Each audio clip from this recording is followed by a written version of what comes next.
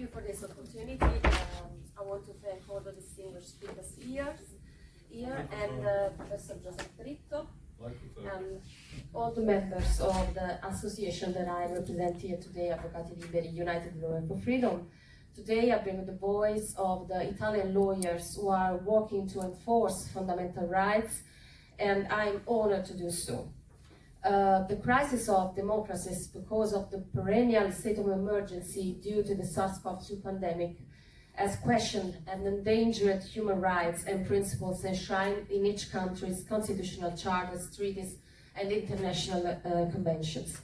The crisis has struck at the core the system of values underlying the most basic and natural human rights, the right to life, health, dignity, mental and physical integrity, or not to be discriminated against for reasons related to personal conditions.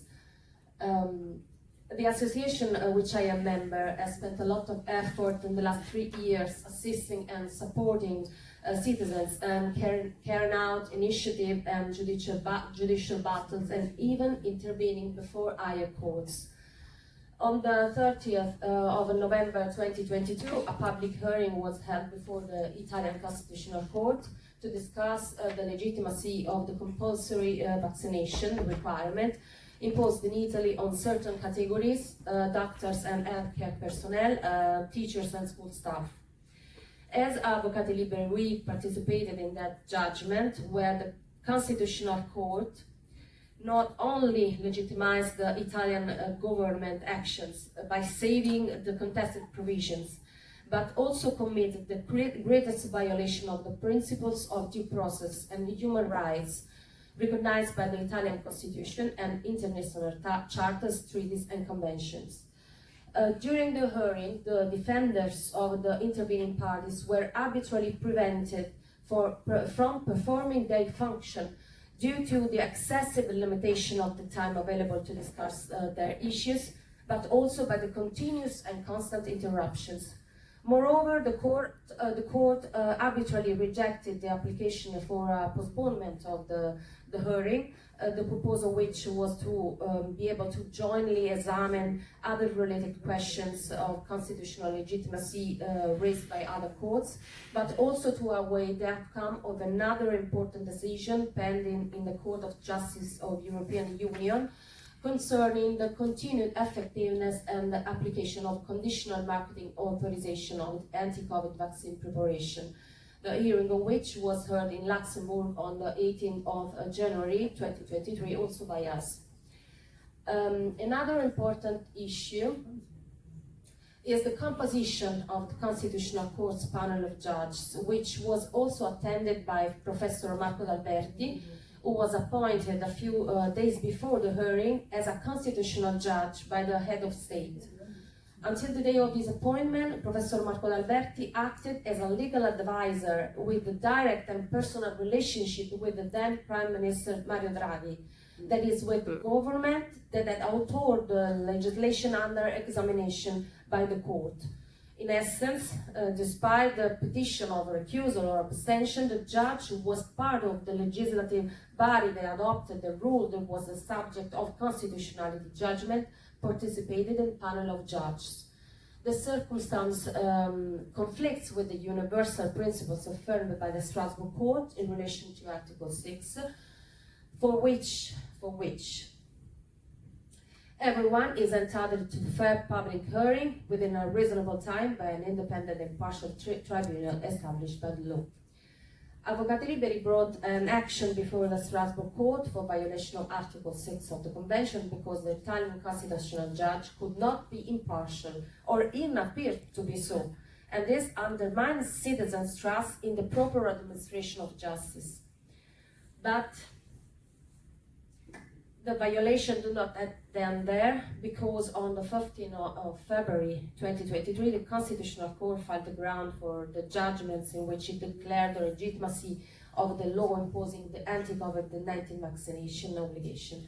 The compulsory treatment with the COVID-19 vaccine has been imposed in Italy on many categories of people, not only doctor and health personnel, as in many countries, but also teacher, law enforcement officers, administrative staff, all public and private workers using the digital green certificate system, and even all citizens present on the territory over the age of 50. This has a devastating effect and compromise, in some cases permanently, the health and lives of these people. For these reasons, we are preparing a further appeal to the ECHR, also on the specific request of the Comitato Ascoltami, one of the associations that in Italy gave us several thousand people affected by serious and very serious adverse effects, and that has carried out a huge work in order to give voice to those who have been forgotten after fulfilling the required social solidarity and who have become invisible for the state. Invisible is also an interesting documentary that produced by Playmaster Movie, which collects the testimonies of those injured by COVID-19 vaccine, and which is being widely broadcast in Italy. The European Court of Human Rights has not yet ruled on the compatibility of restriction or rights or freedom justified by the SARS-CoV2 pandemic with the ECHR. There is only one ruling on the 24th of August, Biomedical and 671 others versus France, on an interlocutory injunction brought under Rule 39 of the Court's Rules Procedure. It had been requested to order the suspension of the compulsory anti-COVID vaccination introduced in France, or alternatively the suspension of a provision providing for the inability to work in absence of vaccination. The court rejected the interlocutory application, merely noting that the conditions were not fulfilled, and pointed out that protection is generally accorded in case of expulsion or extradition, where the applicants normally invoke the violation of Article 2 and 3 of the Convention. Therefore, the compatibility of compulsory COVID-19 vaccination with the ECHR is still open and cannot be said to be exhausted simply by referring to the ECHR's case law precedents on the subject of compulsory pediatric vaccination. With the recent Vavrika ruling of the 8th of April 2021, the Strasbourg Court found the law to be compatible with ethics, but the factual and above all scientific premises of the decision are completely different. The vaccines that are the subject of the pronouncement are those traditionally understood to be biological preparation consisted of killed or attenuated microorganisms or some of the antigens or substances produced by microorganisms whose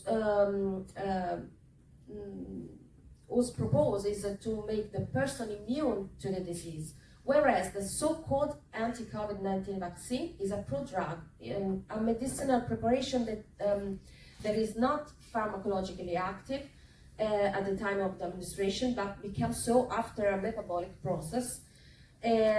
Once it has penetrated the body, it has no immunizing efficacy, and therefore there is no benefits in terms of preventing contagion. This is a fundamental difference which directly affects the requirement identified by the Strasbourg Court for a law to be compatible with Article 8 of the ECHR. Moreover, the context in which this precedent is set cannot be ignored. The Council of Europe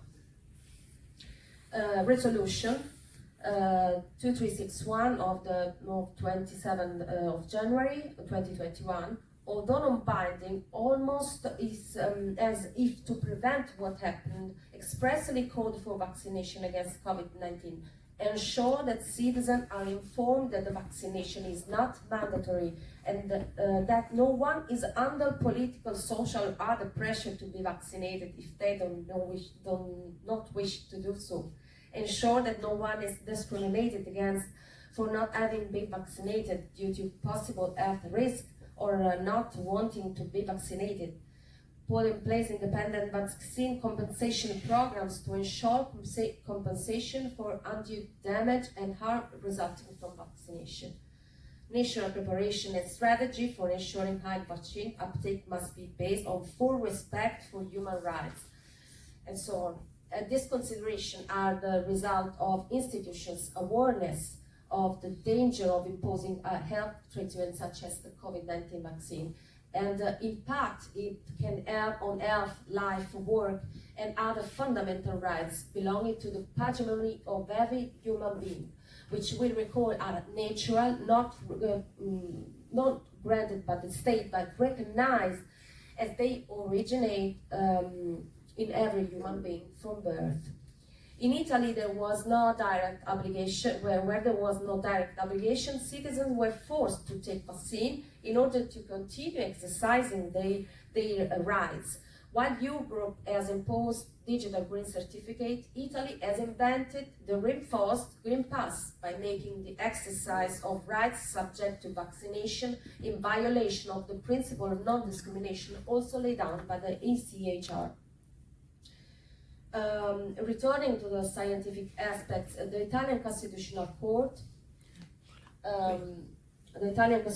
in ruling 14, published on the 15th of February, although it declared that it had always adhered to the scientific data concerning the safety of the vaccine, in reality, it did not take into consideration the evidence returned by the global context of knowledge, stopping and electing the ministerial degrees and the data released by the two bodies, the Italian Drug Agency AIFA and High Institute of Health ESS, as the only possible truth, despite the fact that on several occasions this body has demonstrated the unreliability of the data collected and the respective analysis provided. The entire scientific community, the national and international publication, the preventive and precautionary action of other countries, the decision of other courts, the warning and alarms issued by the medical and scientific community were all available to the judging panel. It should be kept in mind that in Italy, the law imposed the anti-COVID-19 vaccination in order to prevent the spread of the SARS-CoV-2 virus. But it is a well-known fact that this medicinal product do not immunize, nor have any studies been carried out on the subject, as Dr. Jasmine Small of Pfizer stated before the European Parliament. These are not vaccines. They cannot contain the SARS-CoV-2 infection as required by Italian law, but serve to prevent the symptoms of disease called COVID-19, I hope. Thus, the entire Italian legislative framework is out of touch with the reality, since there is no drug on the market that can prevent contagion, but only treats the serious symptoms of the disease. But the most serious of violations committed concern Article 2 of the ECHR, right to life. The Constitutional Court has subverted the human-centric orientation of its jurisprudence dating back to the early 1990, according to which health treatment can be imposed if it does not adversely affect the state of health of the person subjected to it. The consequence of the treatment must be tolerable. It has temporary and minor.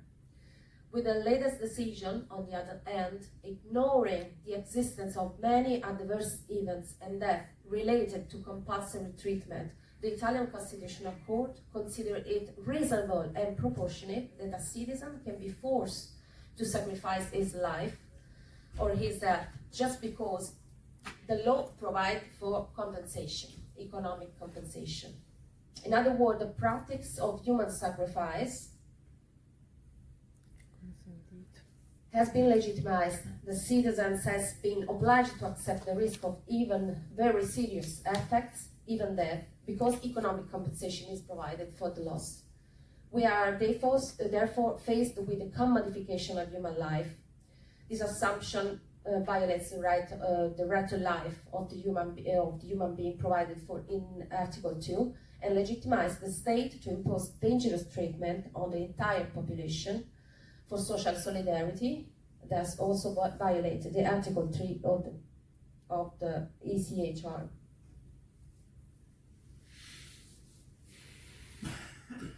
In Italy, the compulsory vaccination was only temporary, and it was connected to the health emergency. Article 15 of the Convention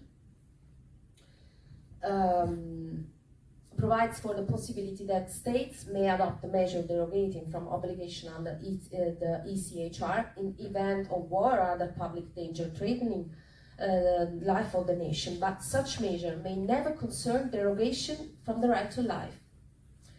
Any health treatment involves risks, but if it can seriously compromise health or life in itself, it cannot and must not be imposed.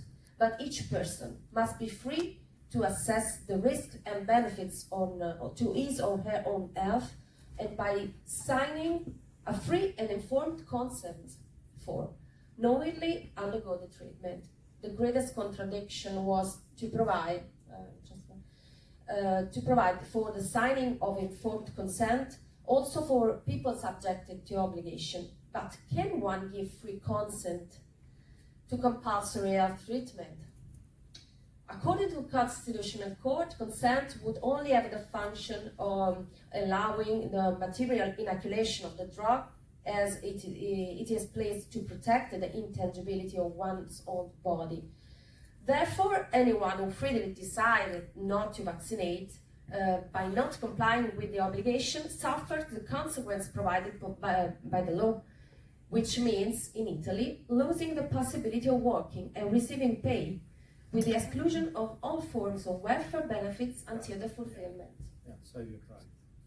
But subordinating the exercise of the fundamental right to work to vaccination means irreparably conditioning consent, which can no longer be an expression of free manifestation of will. The model question is therefore carried out by means of disproportionate sanction which completely sacrifice the fundamental right to work. In conclusion, the court may only deal with the matter, the court, Strasbourg court, with the matter after all domestic remedies have been exhausted. The rationale behind this provision is to give national authorities, and first and foremost the courts, the possibility of preventing and remedying alleged violation of the convention. In Italy, domestic remedies have been exhausted. The supreme body that could and should have remedied such violation has not done so.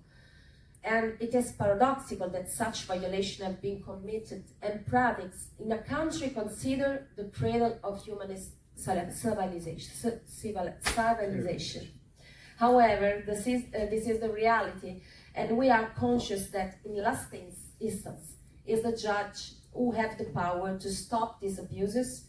They, the judges, have the tools which derive from the compendium of instruments that secular legal science have given them, and which have been provided to them precisely to avert the danger of the prevarication of one power over another. But the task of opening their minds and hearts is up to us, and we can certainly do it within the cartoon up to the last degree. In Italy, we are a drop in the ocean, but if all of us, jurists and sensitive people from other jurisdictions, cooperate and work together in this mission, then we will have the strength of the ocean. Thank you.